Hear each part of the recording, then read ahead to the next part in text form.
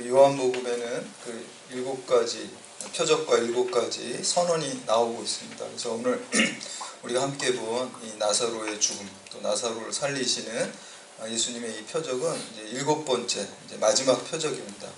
근데 앞에 나온 그 6가지 표적들, 이제 첫 번째 표적이 물로 포도주를 만드는 거였죠. 그리고 이제 무리를 걸으시기도 하고, 또 왕의 신하를 고쳐주시기도 하고, 또 맹인을 고치시기도 하고, 그런 기적들에 비하면 질적으로 다른 겁니다. 유대인들에게 이 죽은 사람을 살린 거는 엄청난 일이었고, 사실 이 말씀이, 오늘 이 표적이 예수님의 사역의 가장 핵심을 잘 드러내주는 그러한 본문 말씀입니다. 이 나사로는 그 누가복음 그 16장에 보면 거지 나사로가 있죠. 그 이름은 똑같지만 전혀 관계없습니다. 동명이인입니다. 흔한 이름이었어요. 당시에 나사로라는 이름 흔한 이름이었고, 구약의 히브리어로 말하면 그 엘르아살이라는 그것을 헬라어 표기로 이렇게 음역한 것이 바로 나사로입니다. 나사로의 뜻은 하나님이 도우셨다라는 것입니다. 하나님의 도우심, 성자 하나님의 도우심, 예수 그리스도의 도우심을 통해서 죽었던 나사로가 살아나게 되죠. 오늘날 우리도 마찬가지입니다. 우리도 다 사실은 다 나사로예요. 주님의 도우심으로 죽을 수밖에 없는 우리들이 새 생명을 얻고 부활의 영광을 잊게 된 것입니다. 이 나사로는 이제 베다니라는 곳에 살았습니다. 베다니는 그 예루살렘에서 그 3km 정도 아주 인근에 있는 지역이었고요. 여기에 그 나사로의 여동생, 여러분들 잘 아시지만 마르다와 마리아가 있습니다. 셋이 살았어요. 아마 부모가 없는 것 같아요. 그러니까 이 오빠가 가장이고 그 가정이 아주 희망이었어요. 당신 가부장제 사회였기 때문에 여자끼리 있으면은 사회생활 하기가 어려웠어요. 근데 오빠가 있었기 때문에 오빠가 아주 그 가정의 기둥이었어요. 희망이었어요.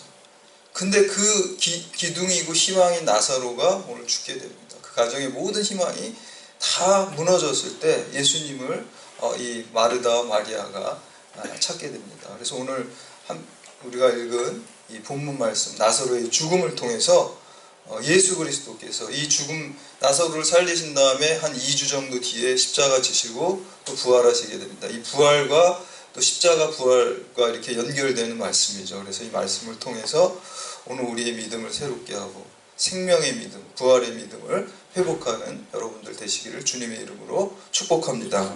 첫 번째, 성도의 고난은 하나님의 영광을 위함입니다. 우리가 지금 사는 이 사회는 자본주의 사회고 경쟁 사회입니다. 그래서 그런 말이 있어요. 우리 사회 속에 살면서 나의 행복은 다른 사람의 불행을 담보로 한다. 그런 얘기가 있어요. 프로야구나 프로축구 같은 데 보면요, 주전 선수가 있고 후보 선수가 있어요. 근데 후보 선수들은 어떨 때는 그냥 벤치에만 계속 앉아 있다가 그냥 다 끝나는 경우가 허다합니다. 주전 선수가 같은 포지션에 특히 있는 주전 선수가 부상을 당하거나 혹은 깊은 슬럼프에 빠져야지만 자기한테 기회가 와요. 만약에 그 주전 선수가 다치지도 않고 슬럼프에도 빠지지 않으면 후보 선수에게는 전혀 기회가 오지 않습니다. 그래서 어떤 면에 좀 나쁘게 생각하면 좀 나랑 포지션이 같은 선수가 좀 다쳐졌으면, 좀 슬럼프에 빠져졌으면, 그래야지 내가 사는 거잖아. 안 그러면 기회를 얻을 수가 없어요. 그런 마음이 있다라는 거예요. 우리가 사는 세상도 마찬가지. 어떻게 보면 우리 그 레크레이션 게임 할 때 그런 거 있잖아요. 의자 빼는 게임 있잖아요.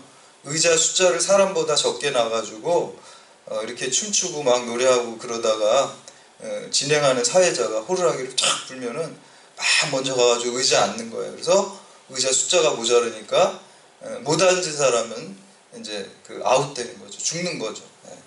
그렇게 해서 의자를 하나하나씩 줄여가는 거예요. 그래서 마지막까지 의자 하나 남았을 때까지 최후까지 이제 앉은 사람이 이기는 거죠. 근데 뭐 그 게임을 이렇게 하다 보면요, TV에서 그런 거 연예인들이 하는 것도 나오잖아요. 뭐 밀치고 잡아 끌고 막 그러잖아요. 그리고 다른 사람이 넘어지는 게 나의 행복이에요. 내가 이기는 거예요. 다른 사람이 못 돼야지 내가 자리를 차지할 수 있습니다. 어떻게 보면 우리 사회가 의자 빼기 그 경쟁 속에 살지 않나 그런 생각을 합니다. 경찰 조직도 마찬가지죠. 경찰 조직도 피라미드식으로 돼 있어가지고 위로 올라갈수록 의자가 줄어드는 겁니다. 적은 그 의자에 서로 앉으려고 하는 현상이 우리 가운데 있습니다. 우리가 살아가는 그 현실에 있어서는 라이벌이나 경쟁 관계에 있는 사람이 잘 못 돼야지 그게 나에게 행복이 되고 또 영광이 됩니다. 그런데 그 오늘 본문 말씀에 보면 그 나사로가 중병에 걸렸습니다. 죽게 되었습니다. 그래서 예수님께 급히 이 요청을 합니다. 그때 예수님의 반응이 어떻습니까? 우리 4절 말씀 함께 봉독합니다. 4절 시작. 예수께서 들으시고 이르시되 이 병은 죽을 병이 아니라 하나님의 영광을 위하며 하나님의 아들이 이로 말미암아 영광을 받게 하려 함이니라. 지금 한 사람이 죽게 됐는데 이 하나님의 영광이래요. 마치 의자빼기처럼 그 사람이 불행하게 된 게 하나님의 기쁨이 되고 하나님께 영광이 된다는 그런 의미로 우리가 오해하고 들을 수가 있습니다. 그러나 그렇지 않습니다. 예수님께서 말씀하시는 이 영광이라는 것은 이 세상에서 오늘 있다 사라지는 그러한 상대적인 영광이 아니라 영원한 영광을 위해서 지금의 잠시의 고난이 하나님께 영광이 되고 곧 나에게 영광이 된다는 것입니다. 이 영광이라는 단어 헬라어 원어가요 독사입니다. 그래서 제가 이거 헬라어 공부할 때 외우기가 너무 쉬웠어요. 뱀이 독사잖아요. 독사. 그래서 영광이 독사구나 이렇게 외웠는데요. 이 독사에는 크게 세 가지 뜻이 있어요. 생각한다는 뜻이 있어요. 우리가 평상시에 생각 없이 개념 없이 사는 사람이 많이 있습니다. 그러나 무슨 죽을 병에 걸린다든지 어떤 사고를 당한다든지 인생에서 내가 계획한 대로 되지 않고 실패를 경험하면 생각하게 됩니다. 아무 생각 없는 사람도 생각이 깊어지게 돼요. 두 번째 뜻은 생각을 하지만 그냥 막 아무 생각이나 하는 게 아니라 올바르고 진리를 생각한다는 뜻이 또 있어요. 생각은 많이 하는 사람 있잖아요. 그런데 뭐 자기 욕망을 이루기 위해서 또 꼼수를 부리기 위해서 그런 생각 많이 하는 거는 중요하지 않다는 독사가 아닙니다. 그거는 영광의 뜻이 있지 않습니다. 생각을 하더라도 두 번째 독사의 뜻은 바르게 생각하고 진리를 생각하고 하나님을 생각한다라는 뜻이 거기에 있습니다. 마지막으로 세 번째 이 독사의 뜻에는 하나님을 찬양한다라는 뜻이 있습니다. 사람은 본능적으로 자기 자신을 높이고 찬양하면서 살아요. 말로 아주 그냥 드러내서 자기를 자랑하고 교만하는 말을 하는 사람도 있지만 대부분의 사람들은 말은 안 해도 속으로 다 자기 잘난 맛에 삽니다. 저 사람은 뭐 잘난 게 있을까 하지만요 다 스스로 자기가 잘난 게 있다라고 생각하고 그 맛에 살아가는 것이 인간입니다. 그런데 우리가 어려움이 있고 큰 일을 닥치게 되면 겸손해지고 낮아지고 하나님을 찬양하는 사람으로 그것이 변화됩니다. 그래서 우리가 인생 가운데 질병이 있고 또 죽을 위험이 있다는 것이 꼭 나쁜 것이 아니라 그것이 오히려 가장된 축복으로 우리에게 다가옵니다. 하나님을 찬양하기 때문에 그렇죠. 내가 영원한 생명을 얻기 때문에 그 고난과 아픔이 우리에게 축복이 됩니다. 제가 겨울에 전에 사역하던 교회 옆에 이렇게 뒷마당에 경사가 이렇게 졌어요. 근데 밤에 우리 아이가 초등학교 때 눈썰매 타고 싶다 그래요. 눈썰매. 그때 눈이 왔는데. 그래가지고 얘를 데리고 밤에 그냥 껌껌한데 거의 뭐 12시 다 자정돼 가는데 이렇게 라면 박스 이렇게 해가지고 거기서 한 밀어주니까 확 내려오더라고요. 저도 같이 막 탔어요. 그러다가 제가 좀 잘난 척 하려고 우리 아이 앞에서 이렇게 서가지고 보드 타듯이 이렇게 서가지고 거기서 탔어요. 이렇게 앉아서 타지 않고. 근데 보드 타고 이렇게 슉 내려가다 보니까요. 중심을 잃어가지고 제가 넘어졌는데 그 경사에서 내려가면서 넘어졌는데 손을 못 짚고 이 어깨로 그냥 바로 탁 넘어졌어요. 와, 지금 별이 반짝해요, 진짜. 그렇게 아픈 게 없어요, 이제. 너무너무 아파가지고 그 시간에 이제 병원도 못 가고 간신히 제가 집 안으로 들어와가지고 이제 날이 밝으면 이제 병원에 가야 되니까 이렇게 엎드려서 있는데요. 몸을 옴짝달싹도 할 수 없고 뼈가 부러져가지고 너무너무 아픈 거예요. 근데 그때 제가 심적으로도 좀 안 좋은 상황들이 있었어요. 제 뜻대로 계획한 게 잘 안 됐어요. 근데 몸도 또 이렇게 부서졌어요. 마음도 부서지고 몸도 부서지고 그때 그 밤새도록 너무 아픈데 몸이 아플 뿐만 아니라 마음이 너무 아프더라고요. 내가 아무것도 아니구나. 내가 진짜 아무것도 아니구나. 이런 생각이 계속 들더라고요. 그러면서 제가 깨닫는 게, 야, 내가 잘났다고 이렇게 생각했지만 하나님이 살짝 누르시면 나는 아무것도 할 수 없는, 꼼짝달싹도 못하는구나. 새끼손가락으로 눌러도 나는 아무것도 못하는구나. 내가 먼지 같은 존재구나. 흙으로 빚어진. 그거를 제가 깨닫게 됐어요. 우리가 사고를 당하고 어려운 일을 당하면 마음이 겸손해지고 하나님을 찬양하게 되고 나를 생각하게 되고 영원한 것을 기억하게 된다는 거죠. 가장 큰 진리예요. 내가 아무것도 아니라는 그 진리를 붙잡으면 내가 예수 그리스도의 도움 없이 살 수 없다고 예수 그리스도를 잡게 됩니다. 나사로가 뜻이 뭐라 그랬어요? 하나님께서 도우셨다 그랬잖아요. 우리가 다 나사로가 돼요. 하나님 도우시지 않으면 우리가 살 수 없고 먼지처럼 아무것도 아니라는 것입니다. 흙으로 빚어진 존재입니다. 그래서 그거를 깨닫게 되고 하나님의 영광을 돌리게 돼요. 우리 그리스도인의 영광은요, 직접 영광이 아니라 간접 영광이에요. 세상 사람들은 자기가 좋은 일하고 잘 되는 일이 있으면 그 영광을 자기가 취하려고 그래요. 내가 잘나서 했다고 생각해요. 그 영광을 직접 내가 취하려고 그래요. 그러나 그 영광은 오래가지 못합니다. 다 없어지고 막 허망한 영광입니다. 그리고 다른 사람들이 뭐 높은 위치에 올라갔다고 해서 그 앞에서는 굽신거리고 그 영광이라고 생각하지만 속으로 별로 그렇게 생각 안 합니다. 그리고 그 자리 금세 내려오는 자리입니다. 세상의 영광. 우리 인생이 풀과 같고 이 인생이 추구하는 그 영광은 풀의 꽃과 같다 그랬어요. 잠깐 있다 없어지는 거예요. 있는 동안도 사람들은 진심으로 영광되게 생각하는 사람도 별로 없습니다. 그런 영광입니다. 그게 직접 영광입니다. 그리스도인의 영광은 간접 영광입니다. 모든 영광을 하나님께 돌려야 돼요. 고린도전서 10장 31절에 너희가 먹든지 마시든지 무엇을 하든지 다 하나님께 영광 돌리라 그랬어요. 여러분의 인생의 목적이 다 하나님을 찬양하고 또 진리를 바르게 생각하고 하나님께 영광 돌리면 하나님께서 그 영광 받으시고 그냥 접수하고 끝나시지 않습니다. 우리에게 그 영광을 100배, 1000배로 다시 반사시켜서 돌려주세요. 물론 우리가 그것을 그렇게 더 크게 받으려고 하나님께 영광 돌리는 건 아닙니다. 그게 진리고 그게 진심이기 때문에 우리는 하나님께 영광만 생각하면 하나님께서 우리에게 더 큰 영광으로 부어주십니다. 간접 영광이 영원한 영광입니다. 사라지지 않는 그 영광이 된 것입니다. 그래서 우리는 직접 영광을 취하는 것이 아니라 하나님께만 영광을 올려드릴 때 하나님께서 우리에게 부어주시는 영원한 영광을 입으시기를 바랍니다. 두 번째는 예수님께서 지체함은 더 큰 축복을 위함입니다. 우리 5절과 6절 말씀 함께 봉독합니다. 5절과 6절 시작. 예수께서 본래 마르다와 나사로를 사랑하시더니 나사로가 병들었다 함을 들으시고 그 계시던 곳에 이틀을 더 유하시고.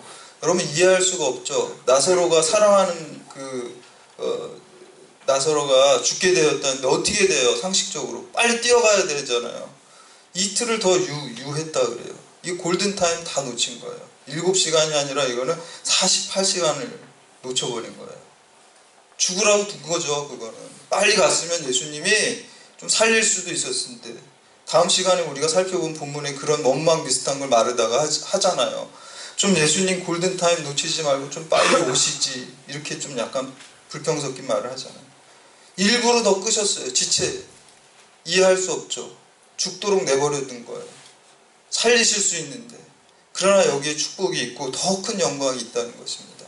왜냐하면 예수님께서 바로 뛰어가서 고치셨으면 옛날에 맹인 고치고 뭐 38년 대 자 고친 것처럼 병자를 고치는 믿음으로 끝났을 거랍니다. 그것도 물론 큰 믿음이지만 그러나 예수님께서 원하신 것은 죽은 자도 살리신 부활의 믿음을 이들에게 주기 위해서였습니다. 그래서 죽도록 둔 거예요. 오늘 여러분 인생 가운데 예수님 왜 이렇게 안 도와주시지? 왜 이렇게 안 도와주시지? 왜 약속하시고 이렇게 지체하시지? 답답할 때 있죠. 더 큰 축복을 우리에게 주시기 위해서입니다. 삼국지에 보면 대기만성이라는 게 있어요. 큰 그릇은 이렇게 만드는데 시간이 오래 걸린다는 거예요. 큰 사람도 그렇게 된다는 거예요. 그 사람을 하나님께서 빚어지고 만드는데 더 오래 걸리고 늦게 성공한다는 거예요. 여러분 무엇인가 하나님께서 약속하신 게 계속 이루어지지 않고 지체되고 예수님 왜 오시지 않고 역사하시지 않는 거야, 이런 원망하는 마음이 들 때 하나님께서 나를 더 큰 사람으로, 더 큰 믿음으로, 더 큰 축복으로 주시기 위함이라고 믿으시기 바랍니다. 그 믿음이 우리에게 오늘 있어야 됩니다. 제가 그 6학년 때 야구하다가 애들하고 그 야구공 여기 눈에 맞았어요. 그 미국 그 뉴욕 매치팀 야구공, 자기네 친구네 아빠가 저기 외국에 나갔다가 사왔대는데 그 공으로 맞았어요. 그래가지고 너무 그때 아파가지고 응급실에 실려가가지고 응급실에 이렇게 누워있는데 눈이 보이지도 않고 의사가 이렇게 레지던트인 것 같아. 이렇게 자기네들끼리 대화하는데 다 들리더라고. 제가 어린애라고 무시하고 자기네들끼리 소견을 얘기하는 것 같아. 아, 이거 불빛이 안 보이면은 이거 실명될 것 같은데 이렇게 얘기하더라고.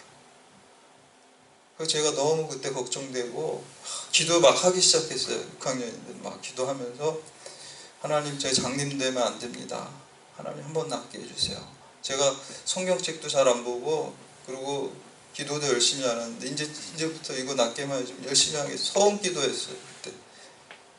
그래서 제가 누워가지고 그 한쪽 눈 다쳤지만 양쪽 눈을 다 가려놨어요. 이렇게 움직이면 안 되니까 절대 안정 이렇게 붙여가지고 병원에 누워 있어서 움직이지도 못하고 대소변도 누워서 보라 그래요. 근데 잘 안 되잖아요. 누워가지고 대변 이렇게 하라고 했는데 그게 어떻게 됩니까? 잘 안 돼. 근데 3일 만에 예수님 죽으신 다음에 3일 만에 부활하신 것처럼 3일 만에 의사 선생님이 와가지고 붕대를 풀었는데 보시더니 이상하대. 기적이래. 눈이 지금 여기 핏줄이나 뭐 이런 게 다 났고 이제 괜찮아졌대. 한 며칠 더 있다가 경과 보고 나가면 되겠대요. 아무 조치도 안 했는데 났어요. 제가 제일 먼저 한 게 뭡니까? 성경책을 본 게 아니라 화장실을 갔어요. 화장실 3일 동안 잘 못했어요. 화장실 갔다 온 다음에 오자마자 서원했잖아요. 성경책 맨날 푼다고. 성경책을 그때 딱 폈어요. 어딜 보려고 핀 것도 아니에요. 너무 감사해서 폈어요. 근데 그 요한복음 11장 4절, 이 병은 죽을 병이 아니라 하나님의 영광을 위함이요 이를 위하여 하나님의 아들이 영광을 받기 위함이라. 이 말씀이 딱 나오는 거예요. 오늘 말씀이죠. 오늘 죽은 나사로에게 주신 이 말씀. 제가 나중에 이 말씀이 대학교 가서 키에르케고르의 죽음에 이르는 병에 보니까 그 책을 피자마자 그 앞에 이 말씀이 딱 나오더라고요. 절망은 죽음에 이르는 병입니다. 그러나 믿음은 생명에 이르는 약이 되는 것입니다. 우리가 예수 그리스도를 믿으면 생명의 치유의 역사가 우리 가운데 오늘도 매일매일 일어나고 영원히 일어나게 된다라는 것입니다. 근데 제가 이런 그 오늘 부활과 관련된 거잖아요. 죽은 나사로를 살리시는 게 생명이잖아요. 생명이 제일 중요해요. 다른 거 병 고치고 뭐 위로를 걷고 오병이야, 이건 사실 별로 생명에 비하면 아무것도 아니라는 거예요. 아무것도 아닌 기적이에요. 죽은 자를 살리신 생명이 가장 중요하고 예수 그리스도의 부활의 능력이 가장 중요합니다. 그런데요, 제가 목회하다가 하나님께서 환상 보여주시고 또 음성을 정확하게 들려주신 것도 바로 부활에 관한 거였어요. 제가 막 기도하는데 예수님께서 이렇게 위에서 저를 촥 내려다보시더라고요. 처음으로 봤어요, 환상. 저한테 이렇게 얘기하더라고요. 그때 제가 큰 교회, 이름 있는 교회 사역지 좀 열어달라고 기도하고 있었어요. 하루에 6시간씩. 근데 기도하는데 예수님이 물으시더라고요. 야, 너 큰 교회 가는 거, 이름 있는 교회 가는 거 그렇게 중요하냐? 그러시더라고요. 근데 제가 창피하잖아요. 제가 목사인데 제가 구한 건 다 세상적인 거 구한 거잖아요. 아무 대답도 못했어요. 그때 주님께서 그렇게 얘기하시더라고요. 네가 큰 교회 가고 이름 있는 교회 가는 게 중요한 게 아니라 네가 어디를 가든지 부활한 나의 증인이 될 수 있느냐 없느냐, 그게 중요한 거다. 그렇게 얘기하셨어요. 진짜 중요한 건 우리 생명, 부활에 우리가 증인이 오늘 여러분의 삶 가운데 있을 수 있냐면,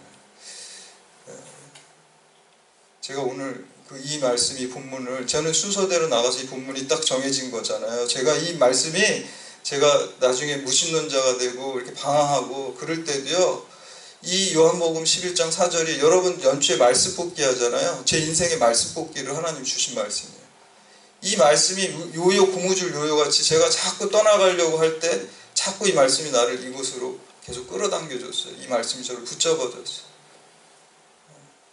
근데 이 말씀을 오늘 이제 설교를 하러 이제 제가 오는데, 제가 원래 수요일에 셔틀 타고 오는데 오늘 여기 있다 의정부에 또 세미나하우스, 강림 세미나하우스 가야 돼요. 차를 가져왔어요. 차를 타고 오는데 오늘 길이 미끄럽더라고요. 근데 저쪽에 오는데 차가 갑자기 온양 순양로 거기서 미끄러져 돌았어요. 차가 3바퀴 4바퀴 돌면서 중앙분리대를 받고 앞에 범퍼가 지금 다 떨어져 나갔어요. 없어졌어요. 그 순간 제가 나 오늘 죽었구나. 순간적으로 그런 생각이 확 들더라고요. 근데 기도를 막 했어요. 그래서 막 2번 이렇게 쾅쾅 박는데 이게 앞에 다 나가고 앞에 번호판도 없어졌어요. 그래서 간신히 천천히 비상등 읽지도 못하더라고요. 번호판도 없어졌어요. 죽었구나 그랬는데 제가 아무렇지도 않게 멀쩡하게 살아서 왔어요. 근데 하나님께서 생명사계로 저를 감싸주시고, 그리고 오늘 이 말씀, 주님께서 저에게 주신 그 생명과 부활의 나사로를 살리신 이 말씀, 그리고 주님께서 저에게 환상으로 보여주셨던 부활의 증인이 되라고 하셨던 그 말씀, 그리고 오늘 이 사고를 통해서 저를 돌아보게 되더라고요. 생각하게 되더라고요. 제가 많이 감사 소원했는데 감사가 요즘에 없었어요. 그래서 저한테 너 감사해라, 불신앙하지 마라, 메시지를 저한테 주시더라고요. 그래서 제가 다시 한번 그 많은 체험을 하고도 신앙이 흔들리고 감사가 흔들리고, 주님께서 살아서 역사하시고 또 부활해 주시고 올 때 저의 육체가 생명사계로 보호해 주시고 치유해 주실 뿐만 아니라 우리의 영혼의 죄를 주님께서 불신앙을 치유해 주시고 교만을 치유해 주시고 원망을 치유해 주시는 우리 예수 그리스도께서 여러분의 주님이 되십니다. 그 믿음을 늘 고백하시는 여러분들 되시기를 주님의 이름으로 축원합니다. 예수